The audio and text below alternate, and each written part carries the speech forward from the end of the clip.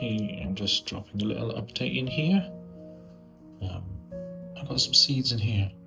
I don't know what I'm doing. So these are cornflowers. These don't really need to be quite so regulated. So I'm regular. I could just scatter them outside. But I'm going to try to do something with turning flowers temporarily into ink to go into fountain pens. I'll talk more about that another time. But yeah, I'm out in the greenhouse in the dark planting some seeds at what time is it? 6 o'clock in the morning. Ridiculous.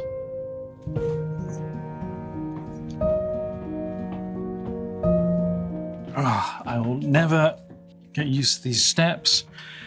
Hold on a second. Right then. Oh, hi. Good morning. We're in a weird liminal state in autumn when I'm wearing all these thermals because it's cold when I set off. Let's get back in the light. But by the time I've got to the studio, I'm really hot. Right, let me get something to drink and talk about. And this is the other liminal thing. This is the penplotter.com website that I just sort of kind of need to go through. So this is not a Weeknotes, obviously, and it's clearly not the tutorial. I'm in the in-between thing.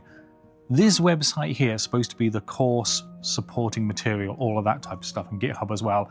And I figured previously when I was making all the tutorial videos that while I was editing them, I would also get all this material uploaded onto here and onto GitHub. Now my assignment to go rushing forwards and make the first video, I realized actually I do need to set this up. And it's supposed to have a few more things on it like a directory, but I'm not going to do that because done is better than perfect, and I don't want to keep putting barriers in the way of me actually getting this done. But the other thing is that I'm moving my servers from the US, from America, the hosting and the DNS to the EU for various reasons, and that's taking just a little while to propagate as well. So meanwhile, I'm sort of adjusting this just a little bit.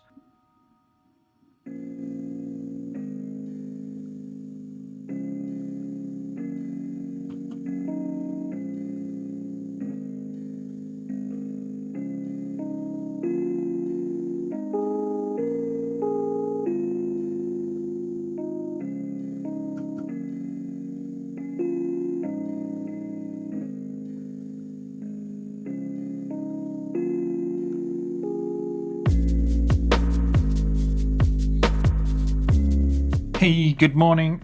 Still not Weeknotes. I've just finished setting up some more Patreon stuff over there. And that was my morning before work. Work has started now. I've just checked in, but I wanted to show you this because I set it away a little while ago.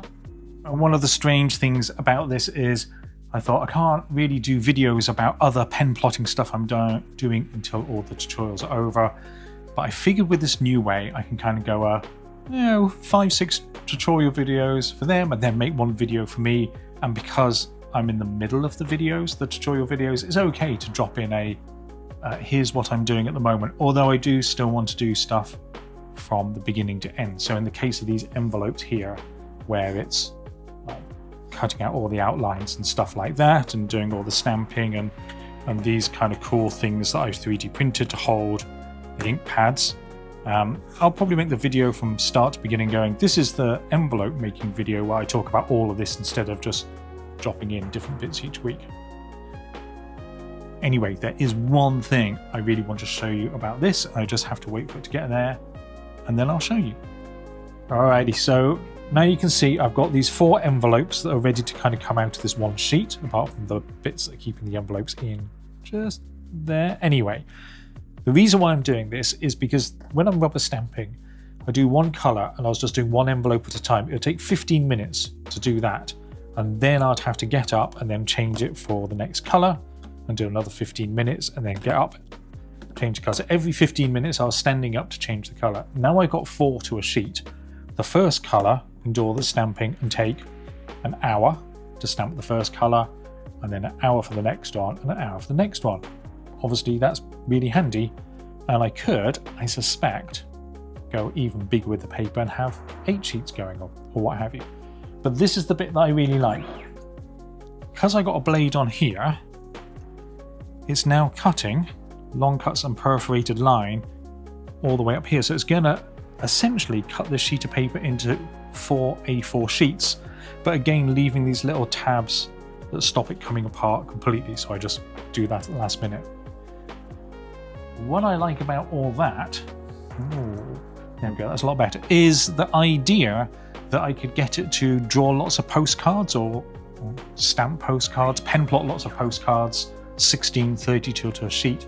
And then I can put the blade in and it'll cut out all the lines, but leaving those little tags, so I just pull them apart afterwards. I know it's not hard to cut like a big sheet of paper into 16, but at the same time, kind of a pain in the ass. So when you have one of these things do it anyway. So I just kind of wanted to show the idea or the concept of having a plot that's drawn really big and then it cutting things out of it afterwards. This is all CNC stuff. I'm just really pleased that I've got it working at all. And now I have these like cool, perfect, hold on, it's going to come back.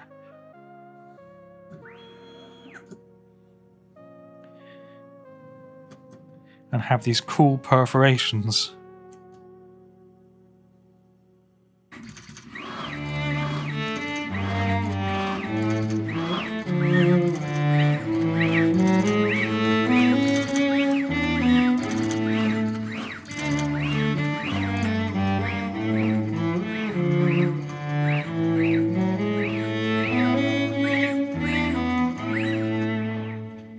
Just doing the third colour now. That's a little bit loud, so let's just pause it.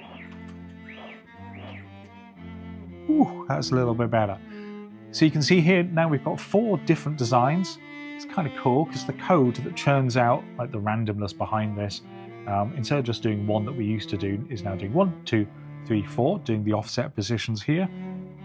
I'm thinking that maybe I could do A1. This is an A2 sheet. A1 would take us up to 84 centimeters.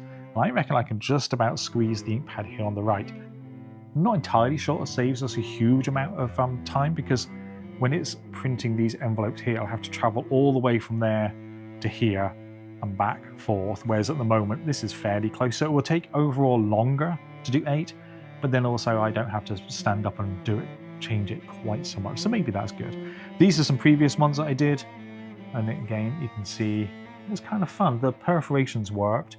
Down here allowed me to easily tear the sheet up into like 4A4 instead, so that all works. But I thought I'd show you this because this is the envelope thing that I'm doing. I guess after this we're now going to go on to the tutorial coursey type of thing, which is good. But I just wanted to show you this and show you the end. So that's it. Next time we see this machine, we're going to be talking about actually how we can send code to it, how anyone can send code to it. All right then, that's it. Let me get on and start this back up.